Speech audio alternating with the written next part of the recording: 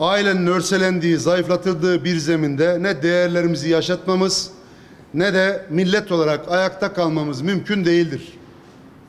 Bu noktada bazı toplumların işler acısı hali ibret almamız için aslında yeterlidir. Hal böyleyken bugün aile tek dünyacı, sapkın küresel lobilerin uyguladıkları çok katmanlı ve sistemli bir saldırı altında var olma mücadelesi vermektedir aslında. Toplumsal cinsiyet ideolojisi üzerinden anormalliği ve sapkınlığı özgürlük olarak sunan bu güçler, tekellerine aldıkları sosyal medya şirketleri, moda sektörü, dizi ve film sektörü, dijital yayın platformları üzerinden aileyi zayıflatan, dağıtan ve kültürel, ahlaki dejenerasyon operasyonunu yürüten bir işlev görmektedirler. Ne yazık ki kendi kültürüne yabancılaşmış, sapkın lobilerin etki ajanlığına soyunmuş bir kısım işbirlikçi sivil toplum örgütleri, sapkınlıkları insan hakları ambalajında sunmakta ve hak olarak pazarlamaktadır. Bu konuda özellikle dikkat çekiyoruz. Çocuklara, okullara bu konuyu indirip bazı sapkın akımları çocukların gündemine, okulların gündemine taşımaya yönelik hareketleri son derece sıkıntılı, toplumu çürütme emaresi olarak görüyoruz. Kârdan başka değere inanmayan kimi medya kuruluşları aile mahremiyetini yok etmekte, reyting uğruna suç mahalli haline getirdikleri aileyi gözden düşürecek yayınlar yapmakta, ailenin eşsiz değerini zedelemektedirler. Sapkın küresel lobilerin fonladığı bir takım kesimler biyolojik cinsiyeti reddederek cinsiyetsizliği dayatmakta, eşcinsel davranışları ve eşcinselliği teşvik etmekte, eşcinsel evlilik dedikleri sapkınlığı normalleştirmekte, ahlaki bir yapı olan aileyi de ifsad etmeye çalışmaktadırlar. Bütün bunlara aile hayatına zarar veren işsizlik, iş aile hayatı uyumundaki sorunlar, madde bağımlılığı, kumar, şiddet ve benzeri konular da eklendiğinde ailenin saldırı altında olduğu tespite gittikçe güç kazanmaktadır.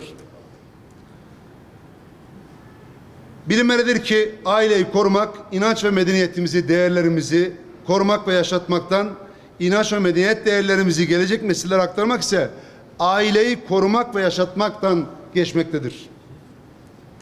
Aile medeniyetinin müntesipleri olarak bizlerin artık bir beka meselesine dönüşmüş olan aile konusunda bu saldırılara sessiz kalmamız, bu sapkınlıkları hak ve özgürlük olarak görmemiz mümkün değildir.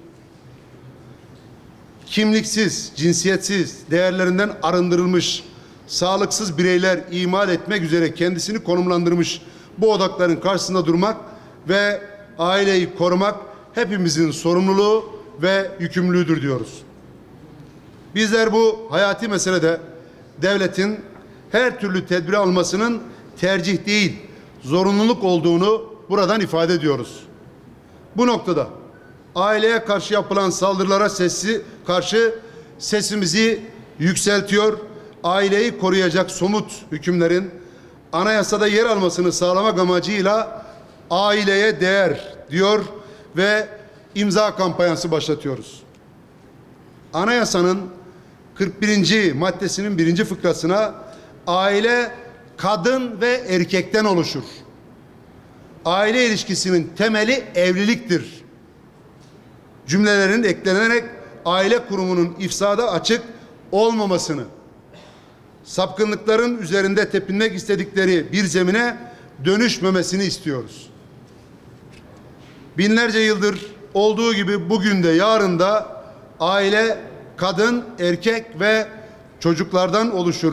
Başka bir tanım ve dayatmayı asla kabul etmiyoruz.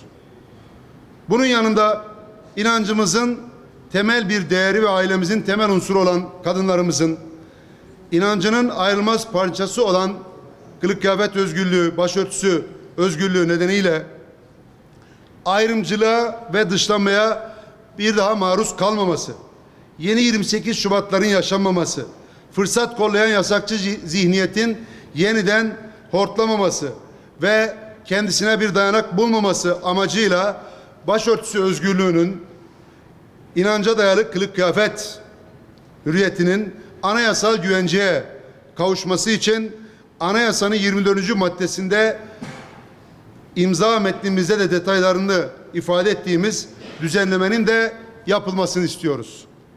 Bu vesileyle Gazi Meclisimizi bir beka meselesine dönüşen aileyi korumak, başörtüsü özgürlüğünü güvenceye kavuşturmak için sorumluluk almaya, gerekli anayasal düzenlemeyi yapmak noktasında harekete geçmeye çağırıyoruz.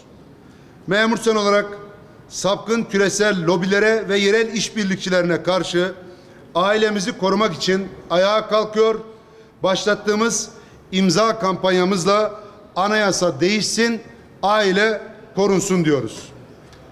Toplumsal yapımız ve geleceğimiz için son derece önemli olan bu iki hayati konuyla ilgili 81 ilde kuracağımız standlarla başlattığımız imza kampanyasına aziz milletimizi destek vermeye çağırıyoruz. Kampanyamızı imza.memursen.org.tr adresinden de online olarak yürüteceğiz aynı zamanda ve online imza ile katılım mümkün olacaktır.